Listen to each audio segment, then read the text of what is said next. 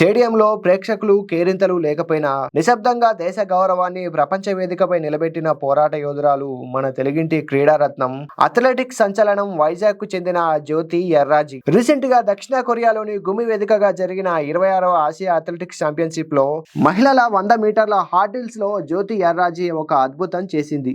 ఆ రోజు భారీ వర్షం కారణంగా ప్రేక్షకులు ఎవరూ లేకపోయినా పోటీ ఆగలేదు. జ్యోతి వెనకడుగు వేయలేదు. జపాన్ కి చెందిన యుమి తనక, చైనాకు చెందిన యునివు ప్రారంభంలో వేగంగా దూసుకెళ్లినప్పటికీ జ్యోతి ఏమాత్రం తడబడలేదు. గడియారంతో పోటీ పడుతూ గాలి వేగాన్ని సైతం వెనక్కి నెడుతూ కేవలం 12.96 సెకండ్లలో లక్ష్యాన్ని చేరుకుంది. ఆసియా టైటిల్ ను కాపాడుకోవడమే కాకుండా సరికొత్త ఛాంపియన్షిప్ రికార్డును నెలకొల్పి లక్షలాది మంది గ్రామీణ యువతకు స్ఫూర్తి ప్రదాతగా నిలిచింది. ఆర్భాటాలు లేని చోట ఆమె సాధించిన ఈ విజయం కేవలం ఒక పథకం మాత్రమే కాదు, అది ఒక అథ్లెట్ అచంచలమైన క్రమశిక్షణకు, పట్టుదలకు నిదర్శనం. మరి మీరేమంటారు? జ్యోతి ఎర్రాజీ విజయంపై మీ అభిప్రాయం ఏంటి? ఖచ్చితంగా కమెంట్ చేయండి. ఇన్ఫో నచ్చితే ఒక్క లైక్ కొట్టండి.